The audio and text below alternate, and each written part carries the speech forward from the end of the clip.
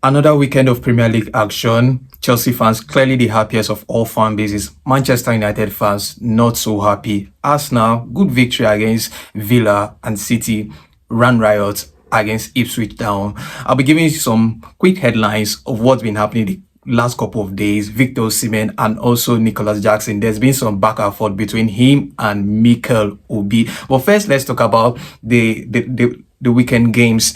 Chelsea made headlines everywhere. Won against Wolves 6-2, and Madueke scoring a hat trick in that one, and Cole Palmer as well getting a hat trick of assists. Chelsea really played well. The attacking line was really good, and to think that they were leading in the second half and they still had players like Nkunku on the bench, and Joao Felix also came in to score.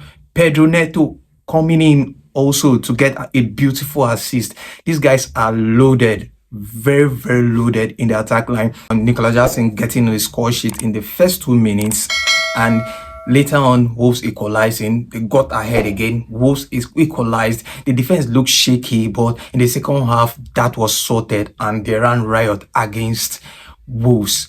Arsenal, on the other hand, yeah, the game looked intense. It looked as if Villa were having an upper hand in the game, but they couldn't take their chances. They had clear-cut chances to take the lead against Arsenal, but they couldn't.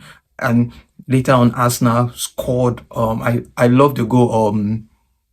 This guy scored. Partey. Yeah, Partey had a very beautiful strike from outside the 18-yard box. A very good pass from Saka as well. And Liverpool had a comfortable victory against Brentford, but Manchester United, they couldn't find a way to get past Brighton. They always have this. They've always struggled to beat Brighton. I think the last 5 games they've been unable to beat this Brighton side. Ten Hag needs to fix his team, because the next game they're going to be having is going to be a very tough game. Next week they're going to face Liverpool, and if they can't get points, they will be having a very slow start to the season. Zexi, we saw him come on in the second half, but he got the score sheet, but the goal was disallowed by VAR. I don't know why this guy isn't starting yet, even though he scored on his debut, got on the score sheet, and I don't know why Ten Hag isn't starting him yet. I'd like Manchester United fans to drop their thoughts in the comment section. I'd like to know why Zexi isn't starting, because clearly this guy is a good player, he's a good finisher, and he's ready for this United team. And him being sitting on the bench, I think it's going to affect this United team a lot. He needs to start games so United can easily get points. But against Liverpool, I don't know how that game is going to turn out. It's going to be a very interesting game to watch. The big game for next weekend. Well, I don't see Manchester United winning this game. But big games are always big games. It could go either way. Liverpool could win, and Manchester United could also win that game. Well, jumping to other results, we saw Newcastle 1-0 draw with Bournemouth, and we saw Crystal Palace losing at home to West Ham. Fulham getting a 2-1 win against Leicester. City 4-1 against Ipswich. Erling Haaland can't be stopped. In my other video, I predicted that the only reason why City won't win this league is if Haaland stops scoring, and it doesn't look like he will stop scoring. We saw he scored a hat-trick, took the match ball home, and his players, they're even tired of signing his match ball for him. And moving on, we saw Nottingham Forest get an away win, and Spurs back on track. In the first game of the season, they had a 1-0 draw, but they're back on track now. 4 goals against Everton. Big statement, big result for them. Angie's team is not a team to be taken lightly. Son got on the score sheet as well. The Premier League is taking shape, and the table. Let me quickly look at the table. How the table stands right now. City with 6 points, Brighton 6 points, Arsenal and Liverpool with 6 points, and it's taking shape. Chelsea are down in 8th position, and their fixtures are looking good. If they can keep getting the wins, they might find their way sitting in between 1st to fifth position in the next couple of weeks. United need to get the wins as soon as possible, and they need to do that against Liverpool at the weekend. Is this United side going to get a win against Liverpool? There's only one way to find out. We'll find out the weekend. Moving on, guys. Bottom of the league: Ipswich, Wolves, and Everton, all with 0 points. Southampton and Crystal Palace, all with 0 points. It's not looking good for them. It's still early days, though. Still early days, but the league is taking shape, and it's going to be fun to see how the results unfold in the next couple of weeks. Moving on, guys. The big story is Victor Osimhen. Victor Osimhen is not willing to lower his wages. I know Chelsea, we all understand Chelsea is interested, really interested in bringing him to Stamford Bridge. And as at last night, Fabrizio Romano tweeted, and I'll just read the tweet right now. He said, more on Victor Osimhen: the agreement between Napoli and Ahly for package in excess of 65 million is almost done, pending small details. And Ahly is interested in landing Victor Osimhen. If you look at this, his wages and his transfer fee, it's only big clubs who can like cover lots of funds that can afford to get Osimhen right now. Saudi clubs are capable, more than capable, of landing him.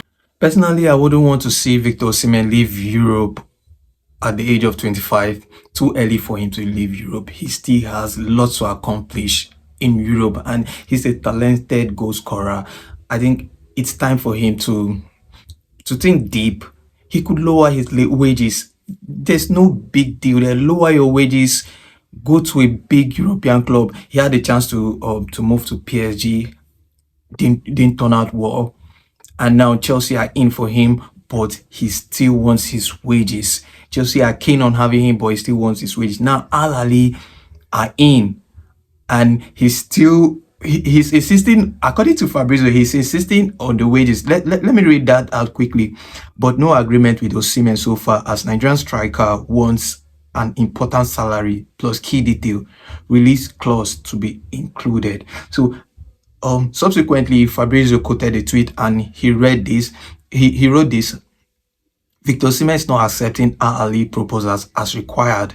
Important salary and release clause. The release clause is crucial, or deal will not happen at all. Sources confirm, as revealed yesterday night. And he wants his wages. This man wants his wages. It's going to be interesting. The transfer window closes around the corner and just a couple of days, and it's going to be interesting to see how this pans out. Will Osimhen move to Ahly, or will he remain in Europe? I'd like to hear your thoughts. What do you think about this Victor Osimhen situation? Let's move on now, guys. Nicolas Jackson. There's been this back and forth with Nicolas Jackson and Mikel. Obviously, Mikel, a Chelsea legend. Big man started a podcast a while back, and he's been saying lots of stuff regarding Chelsea.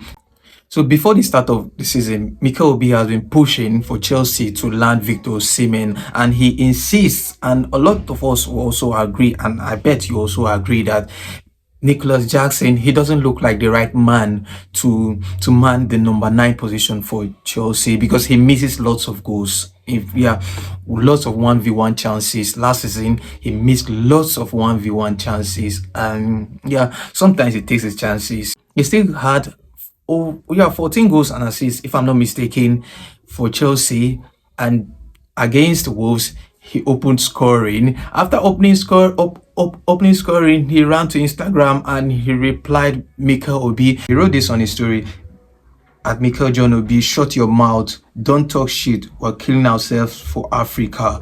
And he's totally against Mikel Obi talking shit on him not being the right man to man the number 9 position. And Mikel Obi has also replied. Let's watch what Mikel has to say. I really like the guy as a football player. I like him. There's something there as a football player. I haven't said that he's a bad player at all. I've just said that his finishing qualities, it's not there yet. He's a young boy. He's a young boy, exactly. And all I've said is that he needs a more kind of experienced striker to come into the football club to help him, to help him improve, to help him get better. And because we all know, we all can see the shift he puts in, week out. So for me, I would like to see my African brother, like he said, do well in the Premier League, come to Chelsea, a big club, a massive club, where we've had one of the greatest strikers in Didier. You can hear Obi. Obi insists that he has nothing against Jackson and he loves him as a player, but he needs an experienced player, an experienced striker to come so that Jackson could learn from him. That's what Mikel Obi has to say, and for me, I agree with Obi because Jackson misses lots of goals, and sometimes it's so annoying, very annoying to see him miss such chances. Those are chances that a prolific striker like Victor Osimhen, Erling Haaland, they don't miss such chances. And you bear goal scoring chances. When you've got three chances, a prolific striker, you get three chances, you score at least two. You get one chance, you score.